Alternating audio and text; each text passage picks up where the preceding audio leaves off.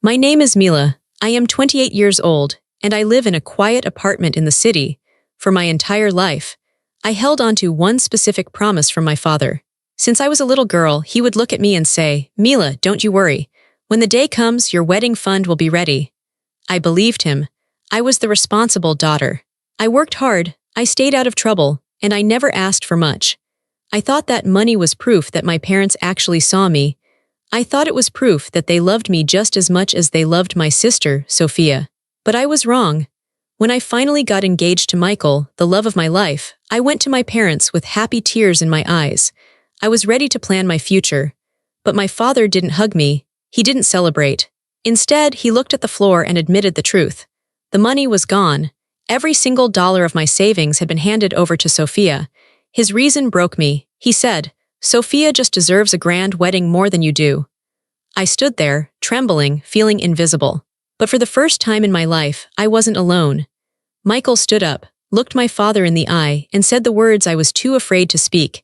"This isn't unfair. This is disrespect." But before I tell you how everything flipped, like and subscribe, drop a comment. Where are you watching from? My name is Mila. I am 28 years old. If you looked at our family photos, you would think we were perfect. We looked like the standard American family.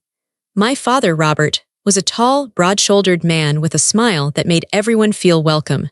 My mother, Linda, was always well-dressed, hosting garden parties and volunteering at the church. And then there were the daughters, Sophia and Mila. But photographs are quiet.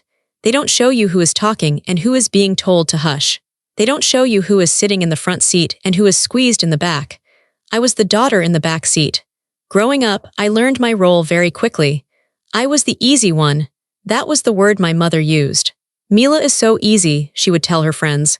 "She plays by herself, she doesn't need much." She said it like a compliment, but it wasn't. It was an instruction. It meant, stay out of the way, don't ask for things, don't make noise.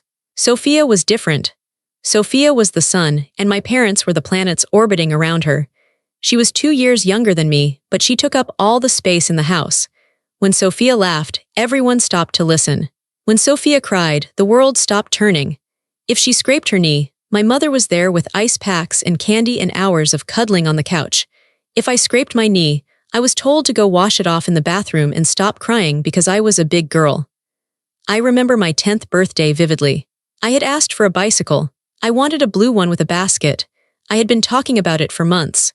I imagined riding it to school, feeling the wind on my face, feeling free. On the morning of my birthday, I ran downstairs. There was a present wrapped in the living room. It was small.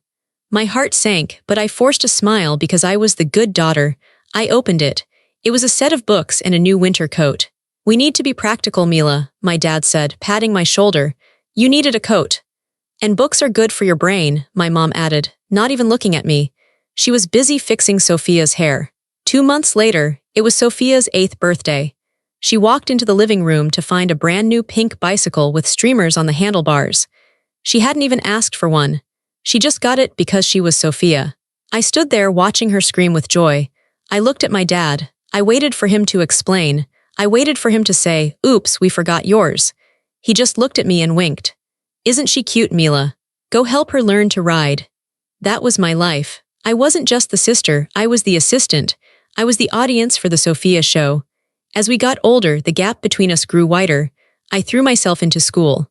I thought that if I was perfect, if I got straight A's, if I won awards, they would finally look at me the way they looked at her. I studied late into the night. I joined the debate team. I volunteered. When I brought home a report card with a 4 GPA, my dad would glance at it while watching TV. "Good job, kiddo, keep it up." That was it. No celebration dinner. No, "I'm proud of you." But when Sophia barely passed her math class with a C-, my parents threw a party. They bought her a new phone as a reward for trying her hardest. "She struggled so much," my mom said, wiping a tear. "She deserves a treat for not giving up." I learned to be quiet. I learned that my achievements were expected and my needs were invisible. But the one thing I held onto was the wedding fund. My dad started talking about it when I was 16. He had opened a savings account. He would mention it during dinner sometimes.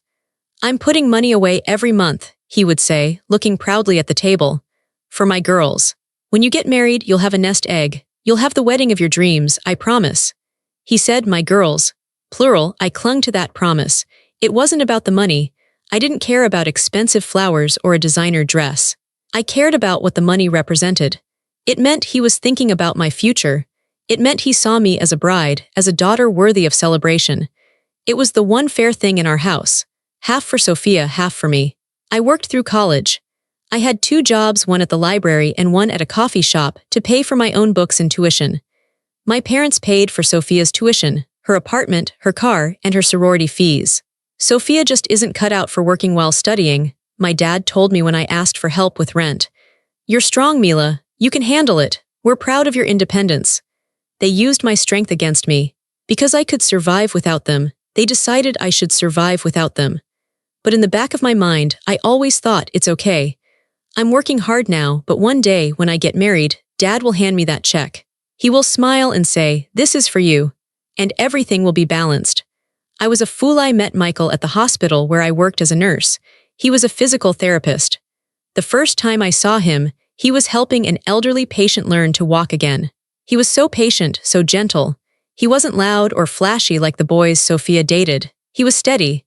When he asked me out, I almost said no. I wasn't used to being chosen. I was used to being the background character. But Michael didn't treat me like a background character. He listened to me. He asked me questions about my day, my thoughts, my favorite books. For the first few months, I kept him away from my family. I was afraid. I was afraid they would ruin it. I was afraid they would make him feel small, or worse, that Sophia would decide she wanted him. But eventually, I had to introduce them. We went to dinner at my parents' house. Within 10 minutes, Sophia had taken over the conversation. She talked about her modeling gigs, which were mostly unpaid Instagram posts, her hair, her new car. My parents hung on her every word. Did you hear that, Michael? My mom asked, beaming. Sophia was scouted at the mall.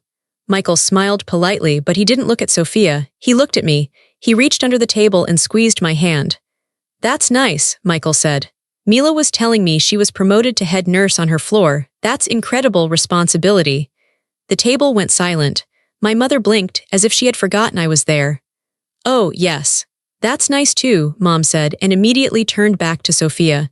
So tell us about the photo shoot. On the drive home, Michael was quiet. Is it always like that? He asked. Like what? Like you're invisible, he said. His voice wasn't angry, just sad. Mila, you're the most interesting person at that table, and they treat you like furniture. Hearing him say it made me cry. It was the first time someone had validated my pain. Michael didn't tell me to get over it. He didn't tell me I was being sensitive. He told me I deserved better. 2 years later, Michael proposed. It was perfect. No crowds, no fireworks. Just us on a quiet hike overlooking the lake where we had our first picnic. He got down on one knee and held out a simple, beautiful diamond ring. Mila, he said, I want to be the family you never had. I want to be the one who puts you first. Always. I said yes. I felt light. I felt like I was finally stepping out of the shadows. We called my parents that night. Oh wow, my mom said. She sounded like I had told her I bought a new toaster. That's good news. Let me put your dad on. Dad was a little better. Congrats, kiddo. Michael is a good guy. We're coming over this weekend, I said, trying to keep the excitement in my voice. We want to talk about dates and, the plans. I was hinting at the fund. I wanted to know what our budget was. But before the weekend arrived, everything shifted. I posted a picture of my ring on social media. I was happy. For 24 hours, I was the center of attention. Sophia couldn't handle it. 3 days after my engagement, Sophia announced hers. She had been dating Blake Harrison for only 4 months. Blake was nice enough, but he came from serious money. His family owned a chain of car dealerships. He drove a Porsche. He wore watches that cost more than my car. Sophia posted a photo of a ring that was 3 times the size of mine. So excited to marry my soulmate, the caption read. Double wedding year, my stomach turned. She couldn't let me have this one moment. When we went to my parents' house that weekend, the Mila engagement dinner had turned into the Sophia celebration. Sophia had bridal magazines spread all over the coffee table. I want the plaza, Sophia was saying as we walked in. Or maybe a destination wedding in Italy. Blake says his parents will help, but we need to match their contribution to look good. My mom was nodding enthusiastically. Of course, honey, you need to make a statement. You're marrying into the Harrison family. We have to look the part. I sat on the couch next to Michael. No one asked to see my ring. No one asked about our date. Dad, I said. He was standing by the window, looking out at the yard. He looked tired, he was avoiding my eyes. Dad, I said again, louder this time. Michael and I were looking at venues. We found a lovely barn just outside the city. It's reasonable. We were wondering about the budget. The room went quiet. Sophia looked up from her magazine, a bored expression on her face. Oh, Mila, Mom sighed. Can't we talk about that later? We're trying to figure out Sophia's color scheme. No, Michael spoke up. His voice was calm but firm. We came here to discuss Mila's wedding. You've told her for years that there is a fund. We need to know what we're working with so we can plan accordingly. My father turned around. He looked trapped. He rubbed the back of his neck. Let's have dinner, Dad said. We can talk about money at the table. I had a bad feeling. A cold, heavy stone settled in my stomach. I looked at Michael. He gave me a reassuring nod, but I could see his jaw was tight. He sensed it too. We sat at the dining room table. My mother had made a roast, Sophia's favorite. The china clattered as we ate. The air was thick with tension. Sophia was oblivious. She chattered on about flowers. I need orchids, she said. Imported ones, and I want a 10-tier cake. That sounds expensive, Michael said dryly. Sophia rolled her eyes. Quality costs money, Michael. Not everyone wants a barn wedding. She smirked at me. No offense, Mila. I'm sure your barn will be rustic, but I need elegance. The barn is beautiful, I said softly. And it's what we can afford, or it's what we hope we can afford. I looked at my father. He was pushing peas around his plate. Dad, I said, please just tell us. How much is in the fund? We don't need the exact number right this second, but a ballpark. Is it 10,000? 15? I knew he had been saving for 20 years. I assumed there was a decent amount. My father put his fork down. The sound rang out like a gunshot in the quiet room. There isn't a fund, he said. He didn't look at me. He looked at the tablecloth. I blinked. I didn't understand. What do you mean you stopped saving? No, he said. I saved. There was about $50,000. 50,000. My heart leaped. That was so much money. That was enough for both of us to have wonderful weddings. Okay, I said, breathing out.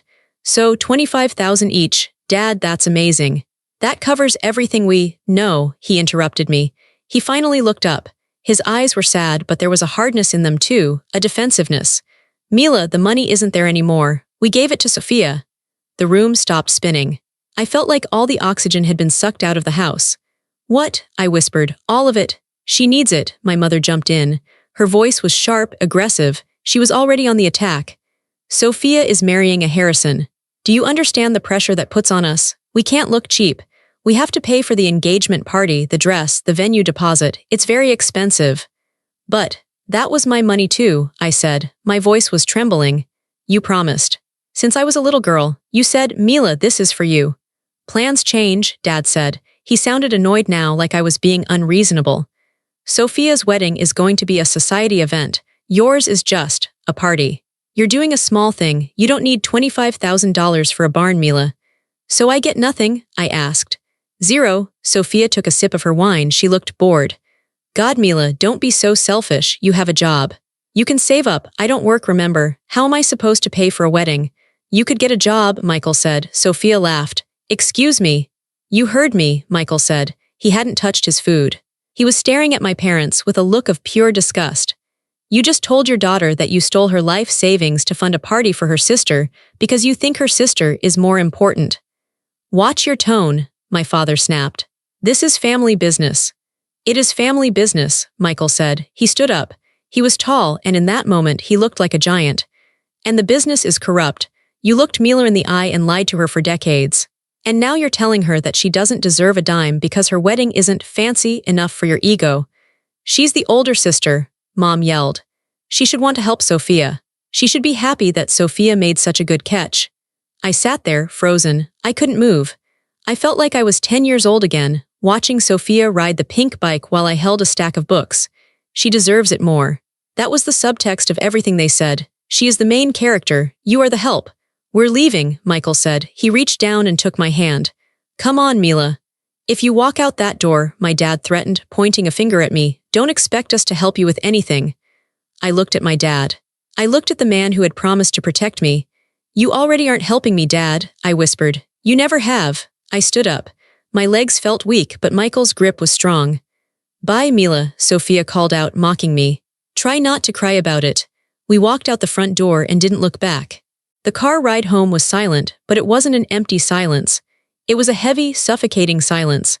I stared out the window at the passing streetlights, tears streaming down my face. I didn't sob, I just leaked. It felt like my heart was bleeding out. When we got to our apartment, I collapsed on the bed. I didn't even take off my shoes. Michael sat beside me and rubbed my back. He didn't say, "It will be okay." He didn't lie. "I'm so sorry, Mila," he whispered. "I'm so sorry they are like this." I turned off my phone, but before I did, I saw the notifications piling up. "Mom, you embarrassed us in front of Michael. How dare you make us look like bad parents? Dad, stop being dramatic. We can discuss a small loan for your dress later, but you need to apologize to your sister first. Sophia, you are so jealous it's pathetic. Grow up." I didn't reply. I turned the phone off and shoved it in the drawer. For 2 days, I didn't get out of bed. I called in sick to work. I felt foolish. I felt stupid for believing them. How could I have been so blind? I had spent my whole life trying to be the good one so that one day they would reward me. But the reward was never coming. The game was rigged. On the 3rd day, I woke up to the smell of coffee. I walked into the kitchen in my pajamas, my eyes puffy. Michael was sitting at the table. He had a notepad, a calculator, and a stack of printed papers. "Sit down," he said gently. He poured me a cup of coffee. "What is this?" I asked, rubbing my eyes. "This," he said, tapping the paper, "is our wedding." I looked down. He had made a spreadsheet. "I went through our finances," Michael said. "I looked at our savings. I looked at the venue costs. Mila, we can do this." "We can't," I said, my voice cracking. "We don't have $25,000. "We don't need it," he said. "I found a different caterer, a local barbecue place that has amazing reviews, much cheaper. I found a florist who does wholesale, and my cousin is a DJ, remember? He said he'd do it for free as a gift." He looked at me with such intensity that I stopped breathing. "We are going to have the wedding you deserve," he said. "And the best part, we don't owe them a single thing, not a penny, which means they have no say, no control." I looked at the numbers. It was tight. We would have to cut a lot of corners. No videographer, a smaller guest list, a sample sale dress. But as I looked at Michael's handwriting, his careful notes, his effort, I felt something shift in my chest. My parents had thrown me away. But this man was fighting for me. "Without them?" I asked. "Without them," Michael confirmed. "Unless you want them there, but financially, we are independent." I took a deep breath. The heavy stone in my stomach began to lighten. "Okay," I said. "Let's do it." That week, I went back to work with a new energy. I stopped waiting for my parents to call and apologize. I knew they wouldn't. I unblocked my phone just to clear the messages. There were dozens. "Mom, are you done throwing your tantrum? Sophia needs you to go dress shopping with her on Saturday. She needs someone to hold her purse and take pictures." I stared at the text. They didn't even realize what they had done. They just expected me to fall back in line, to resume my position as the assistant. I typed a reply. My hands shook, but I hit send. "No, I'm busy planning my own wedding. Sophia can hold her own purse." I blocked her again. It felt terrifying, but it also felt good. However, the peace didn't last long. A week later, Michael came home with a strange look on his face. He was holding his laptop. "Mila," he said seriously, "you need to see this." "What is it?" "I was looking for some old tax documents in my email, and I found a thread forwarded from your dad. I don't think he meant to include me on the CC line, or maybe he just forgot." He turned the laptop toward me. It was an email chain between my father and Blake's father, Mr. Harrison. I read the subject line, "Ray, wedding contributions." My eyes scanned the text. My father had written, "Don't worry, Bill. We are fully committed to making this a grand event. In addition to the $50,000 we've already allocated for the venue, I will be transferring another $48,000 to cover the catering and the band next month." I gasped. $48,000? He doesn't have that kind of money. He just told us he barely had the 50. "Read the next line," Michael said grimly. I looked down. "I'm just waiting for some funds to clear from a family trust. Mila has agreed to sign over her portion to ensure Sophia's day is perfect." I dropped the laptop. "What?" I screamed. "What trust? I don't have a trust, and I never agreed to sign anything." "Exactly," Michael said. "He's lying to the Harrisons to impress them. He's promising money he doesn't have, and he's using your name to buy time." "He's going to ask me for money," I realized. The horror washed over me. "He's going to come to me and demand I take out a loan, or he's going to try to steal my identity." It's not just betrayal anymore, Mila, Michael said, his voice cold and hard. This is exploitation. They aren't just ignoring you, they are using you as a financial backup plan for Sophia's fantasy life. I stood up. I walked to the window. I looked at the city below. I had spent my whole life trying to be good, trying to be worthy. But to them, I wasn't a daughter, I was a resource. I was fuel to be burned so Sophia could shine. Something inside me snapped. It wasn't a loud snap. It was a quiet, permanent break. I turned to Michael. My face was dry. I wasn't crying anymore. Print it, I said. What? Print the emails, I said. And get your coat. I'm done being the victim. The apartment was quiet, but inside my head it was screaming. I sat at the small kitchen table, staring at the laptop screen until my eyes burned. The blue light from the monitor was the only thing illuminating the room. Michael stood behind me, his hand resting heavy and warm on my shoulder, but I felt cold. I felt a deep, freezing chill that started in my chest and spread all the way to my fingertips. Read it again, I whispered. Maybe we misunderstood. We didn't misunderstand, Mila, Michael said.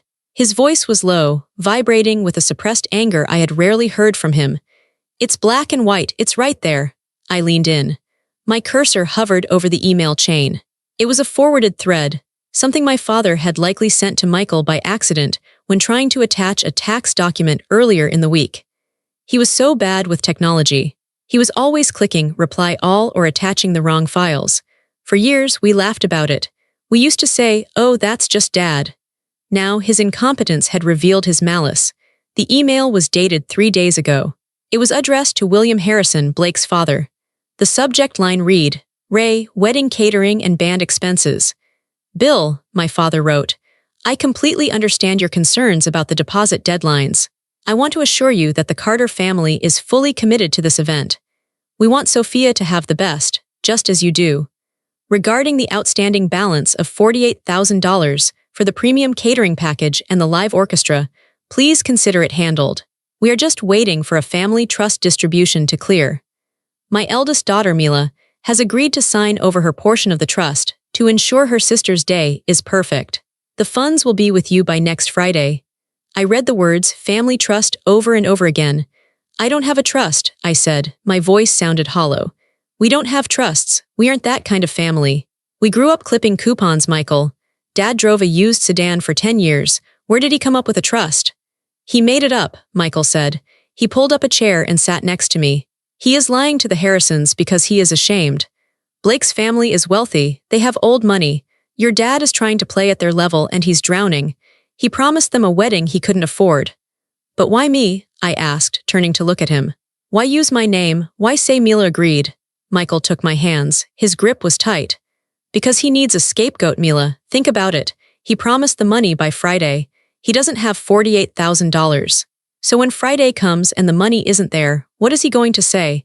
I felt the realization hit me like a physical blow to the stomach. "He's going to say I refused to sign." "Exactly," Michael said. "He's going to tell the Harrisons, 'I'm so sorry, Bill. I wanted to pay, but Mila is being difficult. Mila is holding the money hostage because she's jealous of Sophia.' He is going to paint you as the villain to save his own face." I pulled my hands away and stood up.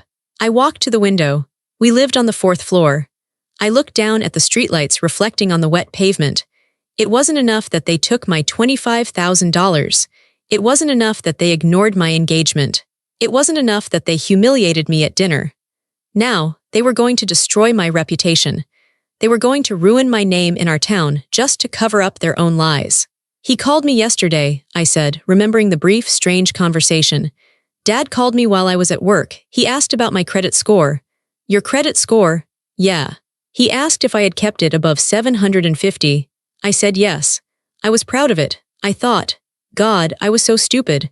I thought maybe he was asking because he wanted to co-sign a loan for us. For our wedding." I laughed, but it was a bitter, jagged sound. "He wasn't checking for you," Michael said softly. "He was checking to see if you were a viable debtor." "He wants me to take out a loan," I realized. "He's going to corner me. He's going to demand I take out $48,000 in debt to make his lie to the Harrisons true." "It's not just betrayal, Mila," Michael said. "This is financial abuse. They look at you and they don't see a daughter. They see a resource. They see a bank account." I felt something snap inside me. For 28 years, I had tried to be the good girl. I had tried to be the easy child.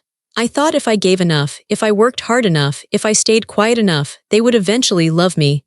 I thought love was a transaction, that I could buy their affection with my obedience. But you can't buy what isn't for sale. I'm done, I said. The tears didn't come. I expected them to, but my eyes were dry.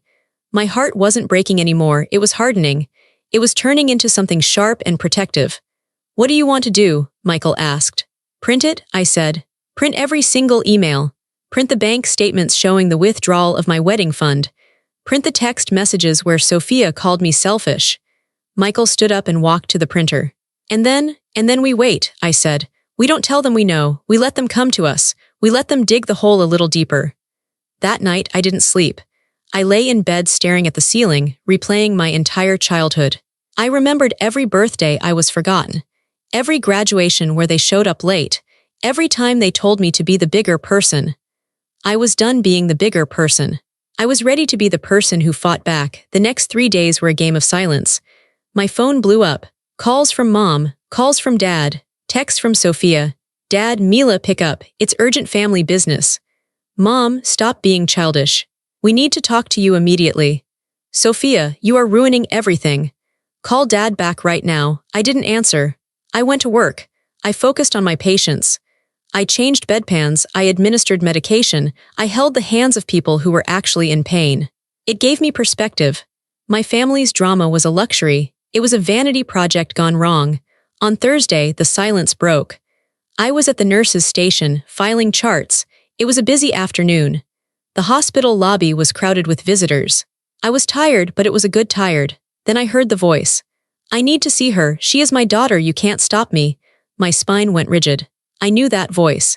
It was the voice that had critiqued my hair, my clothes, and my choices for my entire life. I looked up.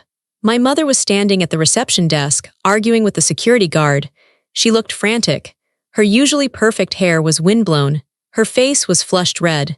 She wasn't wearing her usual church lady's smile. She looked desperate. Ma'am, you need a visitor pass, the guard was saying. Mila, she screamed when she saw me. She waved her hand frantically. Mila, get over here. The other nurses stopped talking. Dr. Evans looked up from his computer. Patients in the waiting room turned to stare. I felt a flush of heat rise up my neck. Humiliation. She was bringing her circus into my sanctuary. This was the one place where I was respected. The one place where I was Nurse Carter, the competent professional, not Mila the disappointment. I put my pen down. I took a deep breath. It's okay, Jerry, I called out to the guard. I'll handle it. I walked over to the lobby. I didn't rush. I walked with a slow, deliberate pace. I stopped 3 feet away from her. Mom, I said. My voice was calm, almost robotic. You cannot come here and scream. This is a hospital. People are sick. I wouldn't have to come here if you answered your phone, she hissed. She reached out and grabbed my forearm. Her fingernails dug into my skin. Your father is having a breakdown. The deadline is tomorrow. We need the money, Mila. I looked at her hand on my arm. I looked at her face. There was no love there. There was only panic and entitlement. I don't have $48,000, Mom, I said. I never did. We know that, she whispered, leaning in close. But Dad found a lender, a private lender. He needs a cosigner with perfect credit. All you have to do is sign the paper. It will take 5 minutes. We will make the payments. I promise. I stared at her in disbelief. You want me to take on $50,000 of debt, I said slowly, for a party, for a wedding that isn't even mine. It's not just a party, she snapped. It's your sister's future. It's our reputation. The Harrisons are expecting this money. If we don't pay, they'll cancel the wedding. Do you want that on your conscience? Do you want to be the reason Sophia is humiliated? I'm not the reason, I said. You are. You and Dad, you promised money you didn't have. We did it for the family, she cried out. She was getting louder again. We did it to give Sophia the life she deserves. Why can't you understand that? Why do you have to be so selfish? Selfish. The word hung in the air. I worked double shifts for 3 years to save my wedding fund, I said quietly. You stole it. You gave it to her. And now you want me to mortgage my future to pay for the rest of it. We fed you, she screamed. We clothed you. We put a roof over your head. You owe us. The lobby was silent now. Everyone was watching. I looked at this woman. I realized I didn't know her. Or maybe I did know her, and I just hadn't wanted to admit who she was. She was a bully. I don't owe you anything, I said. My voice was steady. It surprised me. I didn't ask to be born, Mom. Feeding me was your legal obligation, not a loan I have to repay with my sanity. She stepped back, shocked. Her mouth opened and closed like a fish. If you don't sign that paper, she said, her voice dropping to a venomous threat, you are dead to us. Do you hear me? You are not my daughter. I will cut you off completely. I felt a strange lightness in my chest. The weight that had been pressing on me for 20 years suddenly lifted. You can't cut me off, Mom, I said. Because I'm leaving. I turned to the security guard. Jerry, I said, this woman is harassing me. Please escort her out. Jerry stepped forward, his face stern. Ma'am, you need to leave, now. My mother looked at Jerry. She looked at me. She looked at the staring crowd. The shame finally hit her. She cared more about the strangers watching than she did about her own daughter. You'll regret this, she spat at me. When you need us, we won't be there. I've needed you my whole life, I said, and you were never there. She turned and marched out the automatic doors. I watched her get into her car and drive away. I stood there for a long moment. My hands were shaking, but I wasn't crying. Dr. Evans walked up to me. Mila, take a break, go to the break room. I'm okay, I said, and I meant it. I'm really okay. I went back to work. I finished my shift. And when I walked out to my car that evening, I blocked every single number associated with the Carter family. The weekend passed in a blur of silence. I expected them to come to my apartment, but they didn't. They were too busy scrambling. Without my credit score, they had no way to get the loan. The Friday deadline had passed. The explosion happened on Tuesday. I was making dinner with Michael tacos, simple and messy, when my phone buzzed. It was a text from an unknown number. Please come to the house. The Harrisons are here. We need to clear up a misunderstanding. If you have a shred of decency left, come help us. Dad, I showed the phone to Michael. He's desperate, Michael said, chopping a tomato. The lies have caught up to him. The Harrisons probably demanded proof of the transfer. Should we go? I asked. Michael wiped his hands on a towel. He looked at me seriously. Do you want to go? Do you want closure? Or do you want to stay here and eat tacos? I thought about it. If I stayed, I would always wonder what happened. I would always wonder if they managed to spin the story to make me the villain. I want to go, I said. I want to finish this. I want to make sure the truth is told. Then let's go, Michael said. Grab the folder. We drove to my parents' house. It was a 20-minute drive, but it felt like hours. The house was lit up like a Christmas tree. Every light was on. The driveway was packed. My dad's sedan, my mom's SUV, Sophia's little convertible, and a massive black luxury car that belonged to Blake's parents. We walked up the path. I remembered walking up this path as a child, afraid to go inside because I had muddy shoes. I remembered walking up this path with my report cards, hoping for praise. Now, I was walking up this path to burn the bridge. We didn't knock. We walked right in. The living room was a scene of chaos. My mother was on the sofa, sobbing loudly into a tissue. Sophia was standing by the window, her arms crossed, looking furious and terrified. My father was standing in the middle of the room, sweating through his shirt. Blake Harrison was sitting in the armchair, looking down at his shoes. His parents, Mr. and Mrs. Harrison, were standing like statues. They radiated cold anger. Finally, Sophia screamed when she saw me. Tell them you just forgot to go to the bank. I stopped in the doorway. Michael stood beside me, holding the folder of emails. There was nothing to forget, Sophia, I said calmly. Don't lie, my dad shouted. He stepped toward me, his eyes wild. Mila, stop playing games. Just tell Mr. Harrison that there was a delay with the trust distribution. Tell him the money is coming. He was actually doing it. He was trying to force me to lie to my face. Mr. Harrison turned to look at me. He was a formidable man. Mila, is this true? Is the money on its way? I looked at my father. He was begging me with his eyes. Save me. Save me one last time, but I wasn't his savior. I was his daughter and he had thrown me away. No, I said clearly. There is no money coming. There never was. She's lying, Mom wailed from the couch. She's just jealous. Michael stepped forward. He didn't yell. He didn't make a scene.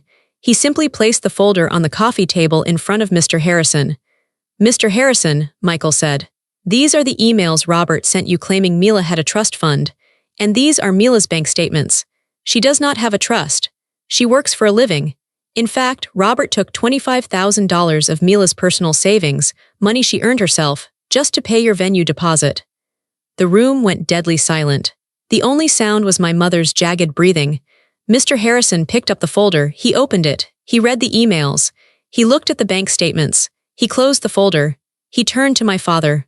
"Robert," Mr. Harrison said. His voice was quiet, which made it terrifying. "You told me you had the funds. You told me your daughter was contributing. You lied." I was going to pay it back," Dad stammered. "I just needed time. It was a cash flow issue." "It's fraud," Mrs. Harrison said. She looked at my mother with pure disgust. "You people are frauds." She turned to Sophia. "And you, did you know about this?" "No," Sophia screamed. "I didn't know. They told me it was handled. I'm the victim here." "You're not a victim," Blake said. Everyone turned to look at him. He stood up. He looked tired. "You knew, Sophia," Blake said. "You told me last week that your dad was moving money around. You knew they were struggling, and you still demanded the imported orchids. You still demanded the 10-tier cake." "Blake, baby, don't say that," Sophia pleaded, reaching for him. He stepped back. "I can't do this. I can't marry into this mess. If you can lie about money like this, what else are you lying about?" "Blake, please," Sophia shrieked. "Mom, Dad, let's go," Blake said. The Harrisons walked toward the door. My father tried to block them. "Bill, please, we can work this out." "Get out of my way, Robert," Mr. Harrison said, "or I will call the police and report you for attempted fraud." My father stepped aside. The front door slammed. The silence that followed was heavy. It was the sound of a bomb having just gone off. Sophia turned to me. Her face was twisted into a mask of pure hate. "I hate you," she screamed. "You ruined my life. You jealous, ugly bitch." My mother looked up from the couch. "Get out," she whispered. "Get out of my house." I looked at them. I looked at the wreckage of their vanity. "I'm leaving," I said, "and I'm taking my life back." I grabbed Michael's hand. "Let's go." We walked out into the cool night air. I took a deep breath. It smelled like rain and freedom. The fallout was swift and brutal. Sophia's wedding was officially canceled the next morning. The venue refused to refund the deposit, my $25,000. It was gone. I would never see that money again. At first, the thought of it made me sick. That was 3 years of my life. That was overtime shifts and missed holidays. But Michael told me something that changed my perspective. "Think of it as a settlement," he said. "You paid 25 grand to sever ties with a toxic corporation. It was the price of your freedom." He was right. We moved apartments a month later. We moved to a different part of the city, closer to the lake. We didn't tell my parents our new address. I changed my phone number. I changed my email. Planning our wedding was a completely different experience. We didn't have a budget for a society event. We didn't have thousands of dollars for flowers. "What do we actually want?" I asked Michael one night. "I want good food," he said. "I want music, and I want to be married to you." "Me too," I said, so that's what we did. We rented the barn. It wasn't the luxury rustic venue Sophia had mocked. It was a real barn on a farm owned by a friend of a friend. It cost $500 to rent for the day. We bought flowers from the wholesale market at 5 a.m. the day before, buckets of sunflowers and daisies. My bridesmaids, my friends from nursing school, sat on my living room floor drinking wine and arranging them into mason jars. We hired the barbecue truck Michael found. Pulled pork, mac and cheese, cornbread. There was no 10-tier cake. There were 50 cupcakes baked by Michael's mom. On the morning of the wedding, I woke up without an alarm. The sun was streaming through the window. I didn't have a team of makeup artists. I did my own makeup in the bathroom mirror. I put on my dress. It was a sample sale dress I found for $300. It needed a little hemming, which I did myself. When I looked in the mirror, I didn't see a victim. I didn't see the forgotten daughter. I saw a woman who had saved herself. The ceremony was outside, under an old oak tree. As I walked down the aisle, I scanned the crowd. I saw Michael's parents, beaming with pride. I saw my coworkers. I saw our friends. There were 2 empty seats in the front row. I had reserved them for my parents, just in case, but they remained empty. I paused for a fleeting second. I felt a pang of grief. Not for the parents I had, but for the parents I wished I had. I grieved the idea of a mother who helped me with my veil. I grieved the idea of a father who walked me down the aisle. But then I looked up. Michael was standing there. He was wiping a tear from his eye. He looked at me with such total, overwhelming love that the grief vanished. I walked the rest of the way alone. I didn't need anyone to give me away. I was giving myself to this new life. We said our vows, they were simple. "I promise to see you," Michael said. "I promise to hear you. I promise that in this family you will never be second best." We danced until midnight. We laughed until our faces hurt. It was messy and imperfect and absolutely wonderful. At the end of the night, we sat on a hay bale watching the fireflies. Best wedding ever, Michael said, holding a half-eaten cupcake. Yeah, I said. It really was. I realized then that Sophia's dream wedding would have been a performance. Mine was a celebration. Time has a way of revealing the truth. 3 months after our wedding, life was peaceful. We were saving up for a house. We were happy. I was at the grocery store picking out apples when my phone buzzed. It was a message from Jessica, a girl I went to high school with who was still friends with Sophia on social media. Hey Mila, the text read. I know you don't talk to them anymore, but I thought you should see this. Attached was a screenshot of Sophia's Instagram. The glamorous photos were gone. The pictures of the ring, the dress, the parties, all deleted. Her most recent post was a photo of her in a small, cramped apartment. The caption was a long, rambling rant about fake friends and men who can't handle strong women. Jessica sent a second text. Rumor is Blake broke up with her for good. He's dating a teacher now. His parents threatened to cut him out of the will if he married into your family. Sophia is working as a receptionist at a car wash. And your parents. I heard the bank is foreclosing on the house. I stared at the phone. I felt a strange sensation. It wasn't joy. I didn't feel happy that they were suffering. I wasn't sadistic, but I felt vindicated. My parents had bet everything on Sophia. They had sacrificed my happiness, my money, and my trust to elevate her. They had gambled on her marrying rich to save them all. And they lost. They had pushed too hard. Their greed had been too obvious. If they had just been honest, if they had just treated me with basic respect, we could have all been okay. I would have helped them if they had asked nicely. I would have been there. But they chose to steal instead of ask. I put the phone in my pocket. I didn't reply to Jessica. I didn't need to gossip. I finished my shopping. I bought Michael's favorite ice cream. I walked out to the parking lot. The air was crisp. It was autumn now. The leaves were changing color. I got into my car, my paid-off, reliable car. I drove to the apartment I shared with the man who loved me. I thought about my parents sitting in their big, empty house, waiting for the bank to take it. I thought about Sophia, alone in her small apartment, finally having to work for the first time in her life. They were living the reality they had created, and I was living mine. I wasn't the forgotten daughter anymore. I was just Mila. And that was enough. If you are reading this story and you see yourself in my shoes, if you are the child who is always asked to give but never receives, if you are the responsible one who cleans up the messes of the golden child, I want you to know something. You are allowed to walk away. You are allowed to close your wallet. You are allowed to block their numbers. You are allowed to be happy without them. They will call you selfish. They will call you ungrateful. They will try to destroy your reputation. Let them, because on the other side of that guilt is freedom. On the other side of that pain is a life where you are the main character, not the supporting actor. Don't let them steal your future like they stole your past. Have you ever had to cut off a toxic family member to save yourself? Tell me your story in the comments below.